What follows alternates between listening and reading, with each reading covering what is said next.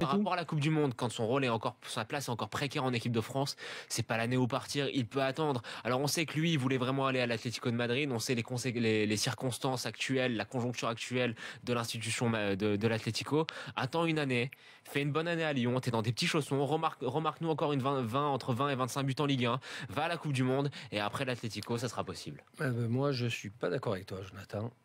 Dans le sens où ça y est, c'est fini la casette à Lyon, il est dans ses chaussons et c'est ce qui l'empêche de progresser, c'est ce qui l'empêche d'aller pousser un petit peu en équipe de France. On le voit, il est sûr tout le temps de jouer, il est sûr de, même en étant moyen, de porter l'équipe à lui seul. C'est maintenant, c'est la bonne année, s'il reste, ça sera l'année de trop.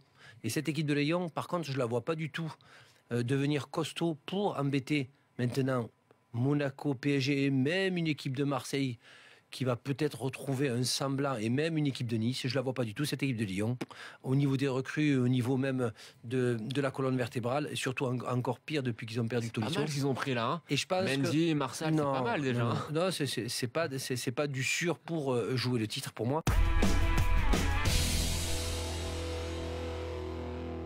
Et pour l'instant, en l'état des choses, d'avoir perdu Bernardo Silva et Bakayoko, c'est ce à quoi on pouvait s'attendre après la saison d'après. Maintenant, si tu perds Fabinho, c'est plus la même musique. C'est un joueur qui va être très difficile à remplacer. C'était un peu un des... le duo qui saute, hein. Voilà. C'est surtout ça. Mais c'est surtout, tu vois, perdre Bakayoko à la rigueur, ça me fait pas vraiment de soucis parce que je pense que c'est Fabinho qui rendait Bakayoko bon. Mais perdre Fabinho, pour moi, ça va être très très difficile à remplacer. Donc là, effectivement, signal d'alerte, effectivement, c'est perdre un des acteurs majeurs de ton titre. En revanche, je vais essayer d'apprendre on va essayer d'apprendre des erreurs qu'on a fait. Je pense que personne n'attendait Monaco à ce niveau-là l'été dernier. Non. Je pense que Monaco recrute des joueurs, a recruté beaucoup de joueurs l'année dernière qui n'ont pas forcément eu beaucoup de temps de jeu. Je pense que là, cette année, ils ont recruté d'autres joueurs, les deux Belges là, dont Tillmans, qui est un super joueur, qui, à mon avis, peuvent s'imposer au club. Et je pense tout simplement que le club travaille bien en termes de recrutement. Très très bien. Et alors, avant de juger, je vais préférer attendre de les voir jouer ces joueurs-là, parce que justement l'année dernière, alors qu'on pensait que ça pouvait être difficile, on était tous en train, on va pas se mentir, on était tous en train de rigoler quand on a vu que Benjamin Mendy partait pour 15 millions d'euros à Monaco. C'est vrai. Très franchement.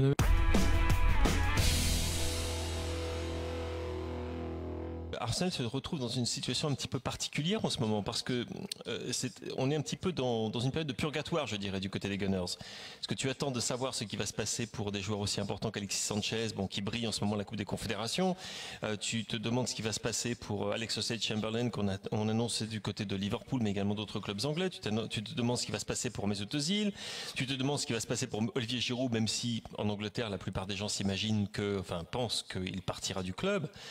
Et donc du coup, avec en plus l'affaire Mbappé, où certains sites anglais s'excitent pas mal sur la possibilité de voir finalement Mbappé aller à Arsenal plutôt qu'ailleurs. Donc Lacazette, c'est un petit peu le serpent de mer que l'on suit depuis des mois, et encore une fois, presque des années. Je te dirais pas que ça va complètement emplir les supporters des Gunners de joie, de délire. Mais si la chose pouvait se faire, ça serait certainement un signe que ça bouge enfin du côté d'Arsenal, parce que pour l'instant, rien ne bouge.